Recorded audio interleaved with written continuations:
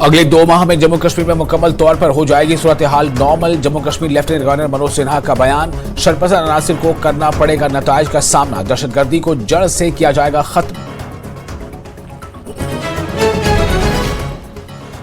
कुपवाड़ा के लोलाब में दहशतगर्दों और सिक्योरिटी एहलकारों के बीच एनकाउंटर जारी। एक दहशतगर्द मारा गया। गोली लगने से एक एनसीओ हुआ शहीद।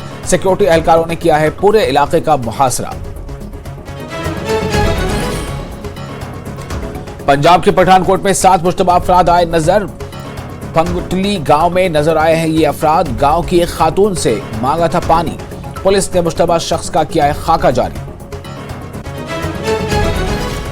वक्फ बोर्ड के रिटायर्ड मुलाजमीन के हवाले से मौलवी अख्तर हुसैन की दरख्वास्त। 50 खानदानों को नहीं मिल रही है पेंशन। वजीर आजम मोदी और वजीर दाखिला अमित शाह से की दरख्वास्त। रिटायर होने वालों को पेंशन फराहम करने का किया मुतालबा।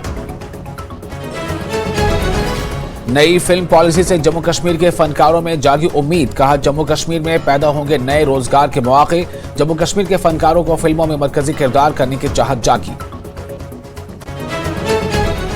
जरासीम कुछ दवाओं के छिड़काव से हुआ बाग तबाह। सेब का हाई डेंसिटी बाग तबाह। चंदगाम के एक मेवा काश्तकार ने लगाया इल्जाम।